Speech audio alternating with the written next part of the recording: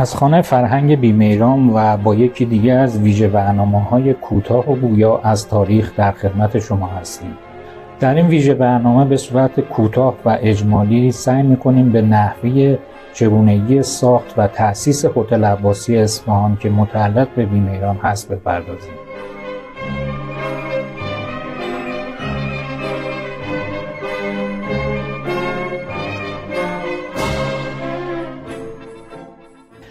در دی‌ماه سال 1403 و در طی نهمین اجلاس استراتژی توسعه خدمات، تولیدات و صادرات شرکت‌های برتر صنعتی ایران و از مجموع 1200 شرکت بزرگ کشور 3 جایزه مهم نصیب هتل عباسی اصفهان که متعلق به بیمیران هست شد. این جایزه‌ها عبارت بودند از رتبه نخست برترین ارائه دهنده خدمات میزبانی و اقامتی در صنعت هتلداری ایران، تندیس ملی اعتماد مشتریان در صنعت هتلداری ایران و گواهی استاندارد و جایزه بین‌المللی عالی هتلداری با کیفیت و مدرن از سوی مؤسسه ICMF لندن.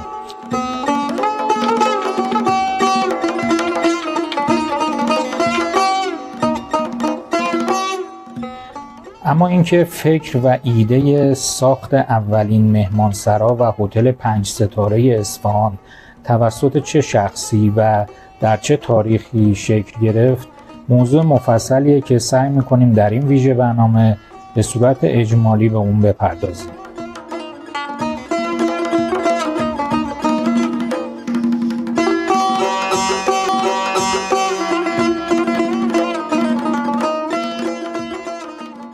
ذکر این نکته هم خالی از لطف نیستش که خانه فرهنگ بیمیران به واسطه وظیفه ذاتی که بر عهده اون گذاشته شده و مبنی بر بازگو نمودن تاریخ 90 ساله شرکت سهامی بیمیران در برخی موارد باید از اسامی شخصیت‌ها، وزرا و یا نهادها و ارگان‌های سیاسی سالهای دور کشور نام ببره.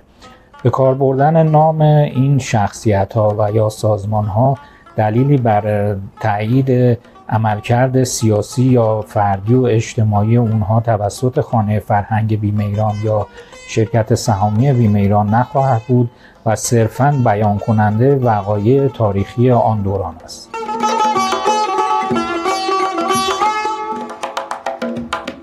با مراجعه به مجموعه خاطرات آقای نفیسی که در مجموعه 3 جلدی یادی از روزهای رفته که به کوشش سرکار خانم نظام مافی انتشار پیدا کرده، سعی می‌کنیم به روند چگونگی بازگشت مجدد ایشون به بیمیران و پذیرش پست مدیرعاملی این شرکت بپردازیم.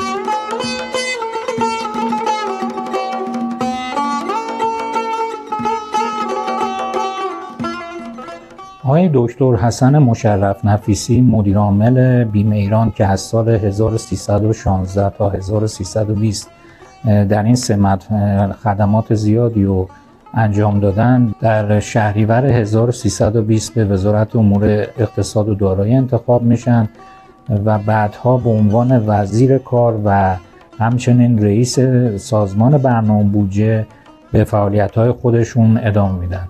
ایشون در سال 1329 به واسطه مشکلاتی که با حکومت وقت داشتن ایران رو به مقصد پاریس ترک کردند و بعد از بیش از 3 سال و در اواخر سال 1332 مجدداً به کشور برمیگردند.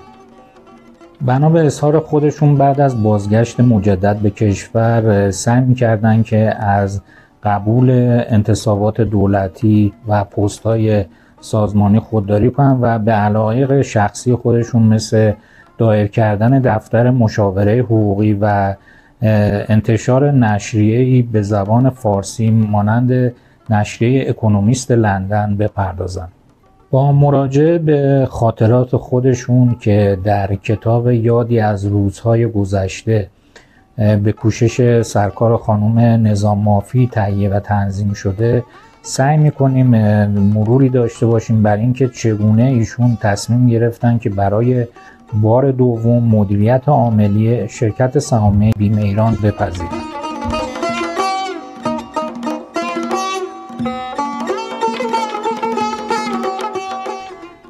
اواخر اسفند سال 1335 وزیر دارایی وقت مرحوم غلام حسین فروهر به من تلفن زد و فرمودند که امری پیش آمده که سریعا از شما خواهش میکنم که به اداره دارایی مراجعه کرده و بنده رو سرافراز کنید.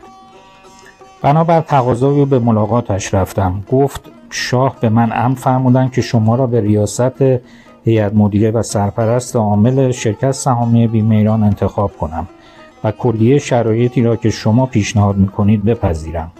فروهر نامه‌ای قبلا تهیه کرده به من تسلیم نمود. در آن نامه نوشته بود که دولت ایران از شما استدعا میکند سرنوشت شرکت بیمه ایران را در دست بگیرید. مجمع عمومی فوق‌العاده شرکت دعوت خواهد شد که انتخاب شما را به این سمت قانونی کند. این ملاقات با وزیر دارایی 1-2 روز قبل از تعطیلات نوروزی روی داد. من ناچارا منتظر خاتمه تعطیلات شدم تا مشغول به کار شوم.